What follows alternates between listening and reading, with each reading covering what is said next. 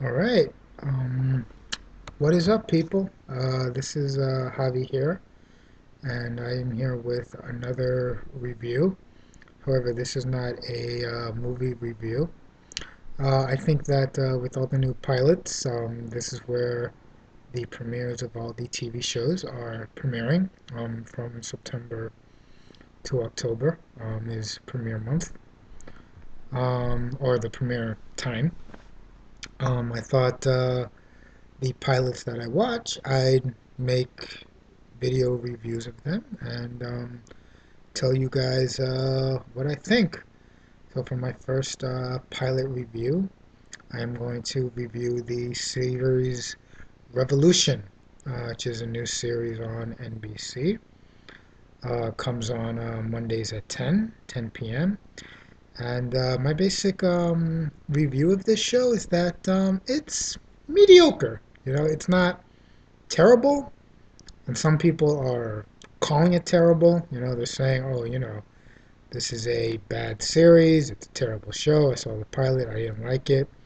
No, it's just fair. Everyone is entitled to their own opinions. But I thought it was mediocre. I thought it was entertaining. There was nothing particularly special about it, though.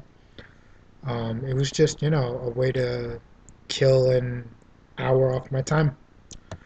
But to get on to the show itself, the premise is basically that all the power has gone out, I believe, all over the entire world. And it's 15 years later. We start out when all the power goes out. And we start out with a family in Chicago. I can't remember the family's surname, but I do remember that they have a daughter named Charlie.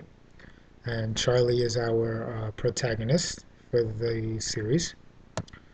And we meet her and we meet her younger brother as a baby. She's a little girl, and all the lights go out, and it's hinted that this event is man-made because Charlie's father seems to know that this is going to happen.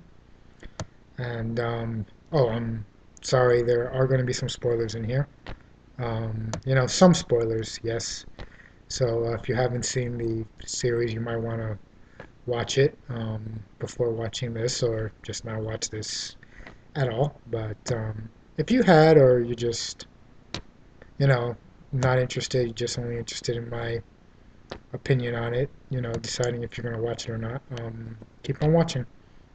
So, yeah, it's implied that it's man-made, that all the electricity being gone is a man-made event, because as I said, the father seems to know about it before it actually happens. I guess it could be natural too. It could also be something that is occurring naturally. But, either the father knows about it or he's predicted that this event is going to happen. Yeah, so he definitely knows something. And we then flash forward 15 years later, and society it's pretty much the post-apocalyptic world that we often get in your average post-apocalyptic movie or TV series. One common complaint that I'm hearing about this series, just from the pilot, which is so far is not true, is that this is basically a ripoff of the Hunger Games. No, it's not. This has nothing in common with the Hunger Games. It's a completely different story altogether. Um, if there are comparisons that you can make between Revolution and other movies and TV shows, you can check out The Postman. As a matter of fact, I think this movie draws a lot from, I mean, this TV series, I'm sorry. I think it draws a lot from the Postman. The Book of Eli is another one. The Walking Dead, and the TNT series Falling Skies.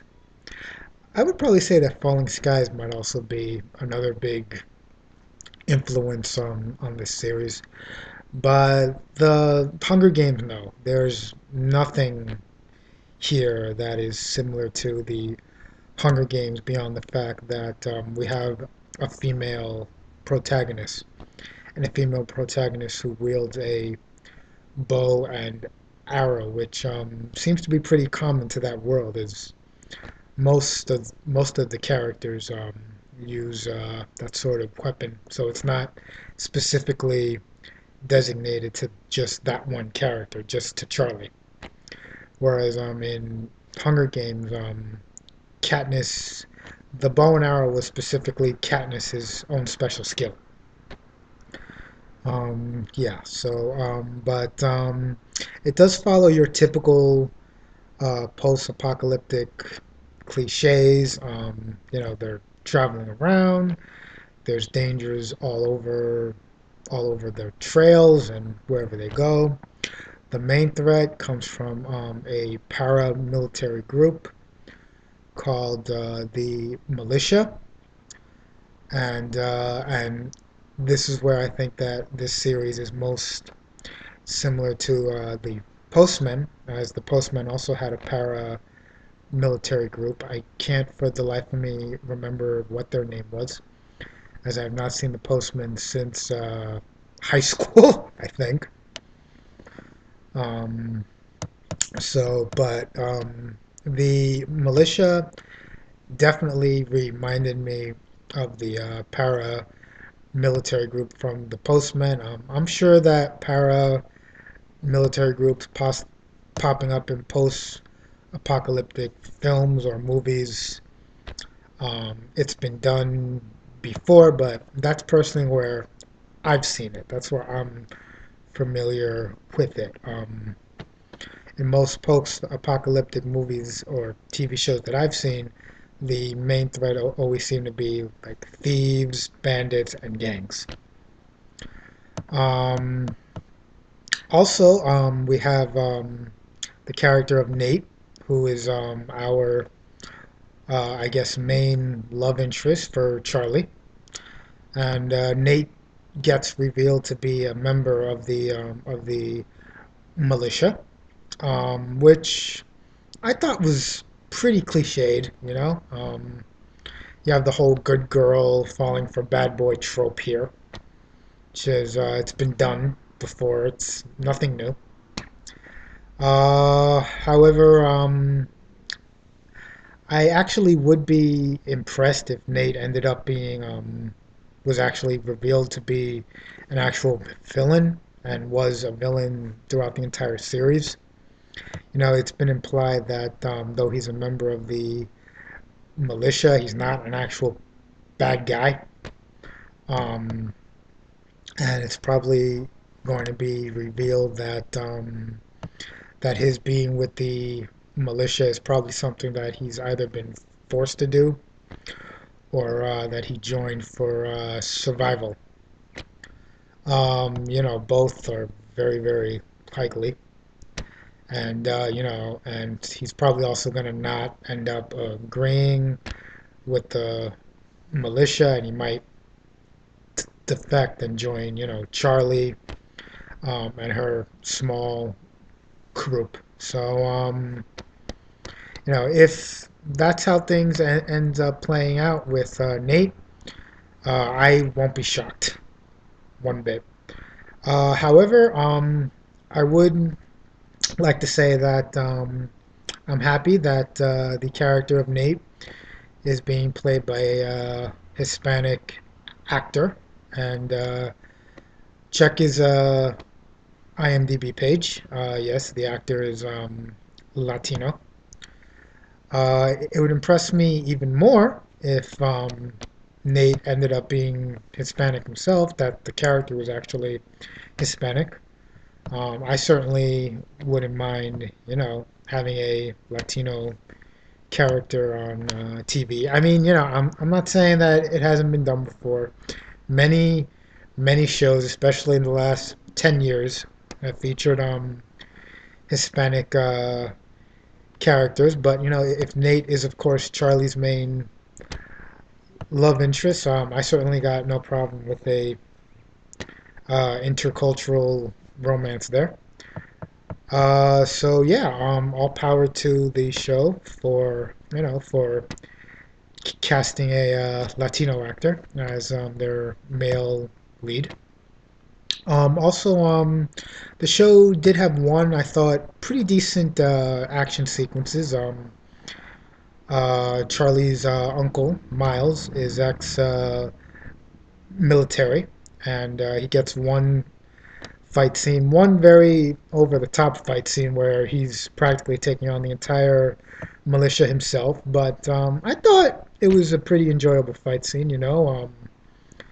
I've seen fight scenes just as contrived in movies such as the Blade series, for example. The first two Blade movies had Blade taking on a whole stack of goons at like one time, and plenty of other action sequences have done the exact same thing, where you have the main hero who's completely surrounded, and yet he's able to take on all sorts of all the goons all by himself without no sort of help, which is actually not true because Miles actually did get some help, but he does take on most of the militia by himself. And while yes, it's unlikely, and it's over the top. I mean, I have heard, I have been on IMDb, and there have been some people who are saying that it is possible, especially if you are a highly trained soldier. You know, I'm not in the military. I have some family that are, but I'm not, so I really don't know much about military training personally. But okay, I mean, I personally enjoyed that fight scene. So hey. All right. I'm approaching the 15-minute mark here, and I still have more to say. So I'm gonna stop the video here, and then I'll have a part two up. So stay tuned.